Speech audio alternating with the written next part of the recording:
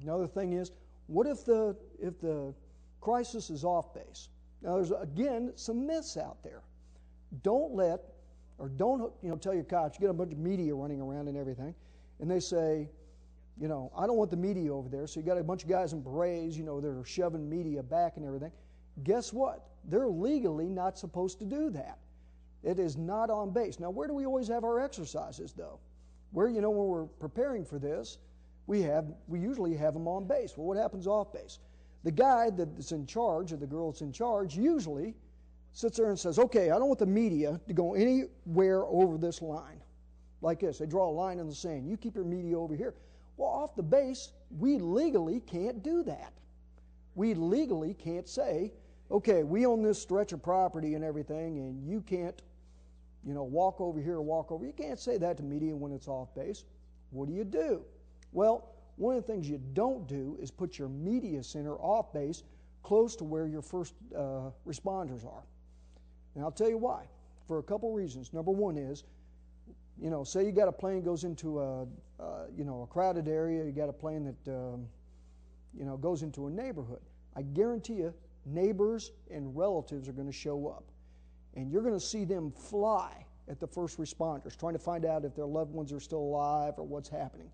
Do you want the media to see that? Remember, we're talking about conflict and everything. No, you don't want them to see that. And I have actually seen relatives see the cameras and go flying towards the cameras, crying, screaming, falling to their knees, moaning for the ages and everything, because some people like to do that in front of cameras. I don't know why.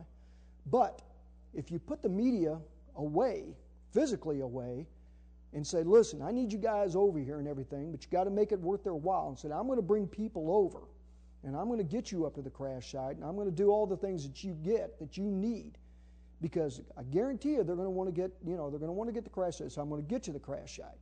I'm going to get you people that you can talk to. But I can't do it if you guys are all wandering around everywhere. Now, what's another thing you can do? We may not have jurisdiction, the Air Force outside, but the Sheriff's Department, local cops, whatever, they do have jurisdiction.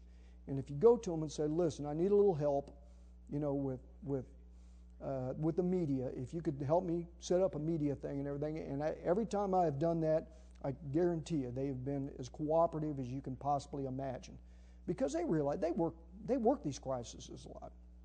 They know that there's no good watching, a distraught uncle, great uncle come up and hug a camera and, crying and everything. They don't want to see that. Nobody wants to see that. So you're going to put your media thing, pretty far away. Now, do you want the person in charge to come over, the first responder, the on-site commander come over? Maybe. Maybe not. It's up to you. You're the PA. A lot of people will sit there and tell you in PA, say, oh, you got to do it like this, or you got to do it like this. This is the only way to do it. If you don't do it this way, you're screwing up. That's not true. Don't let anybody ever tell you that. There are a million ways to get to the right place.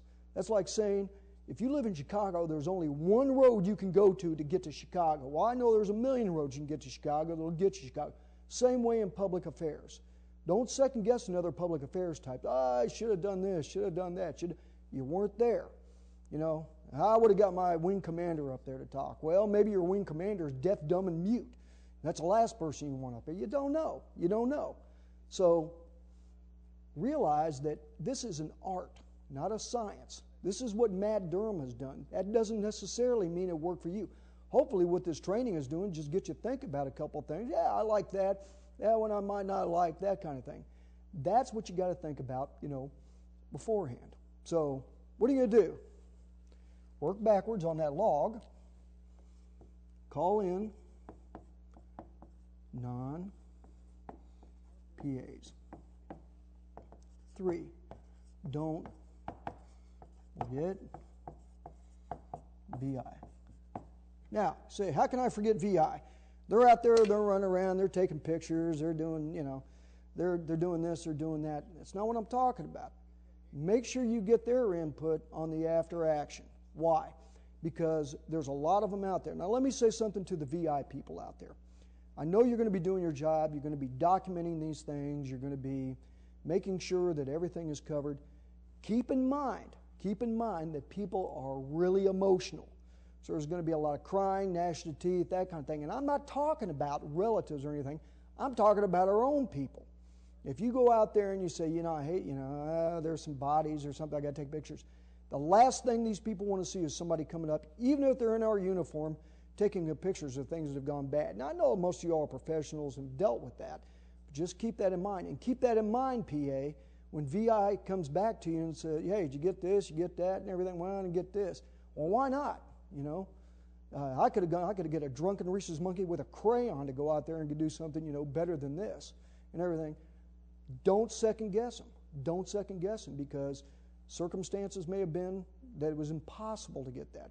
But in the after action and everything, don't forget VI. That means bring them in. Just don't have public affairs types, in the after action. Did we get the release ad? Did we do this? Did we get this guy on camera? Did we do this? Did we get the entire family of public affairs? And visual information is certainly one of the more important things that we do in public affairs. And a lot of people say, well, should we release that? They're asking for pictures of this, pictures of that, and everything. I don't know. You sit there and is this releasable? Is that releasable? There is no, this, is in good taste. This is in bad taste. You're going to have to use your judgment. Now, families afterwards. Unfortunately, if you have deaths, there's going to be funerals, that kind of thing. What are you going to do? Well, one of the things you're going to do is you're going to go there and tell the family. There'll be usually an officer there that's with the family that's kind of handling things for the Air Force. You contact that officer and everything and say, listen, if they want to talk to media, and believe it or not, a lot of them do want to talk to media, and they look at it as, I'm honoring John who died in this accident, or Rhonda that died in this accident. I'm honoring them. I want the world to know how brave they were, or how important they were, or this and that. And I get that. I get that. It's up to you to help them to facilitate that. Now, you don't want the media to come running. And I've seen, you see these jerk media usually in these made-for-TV movies and everything. A lot of the media are just good Americans trying to do their job. There are certain media that take it over the bounds.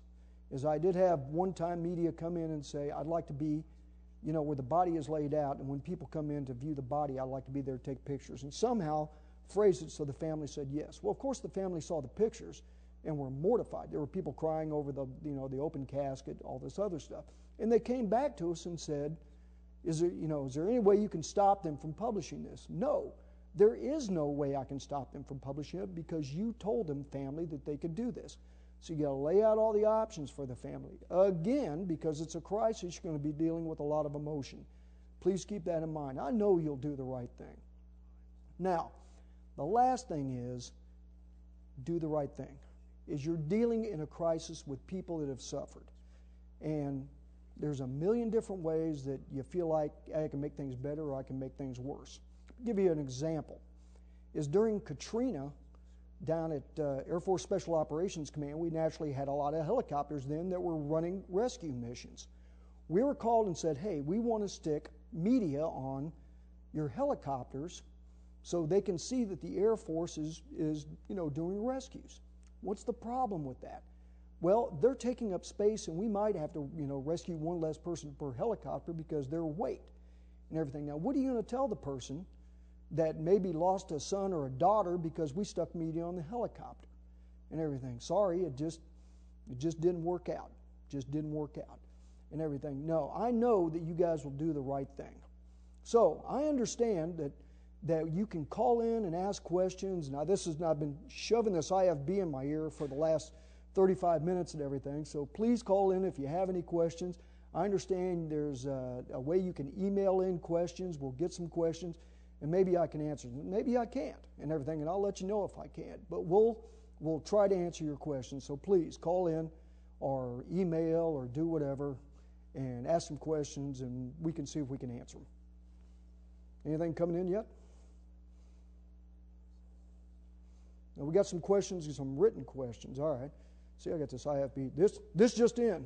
I feel like I'm Walter Cronkite during a moonshot and everything.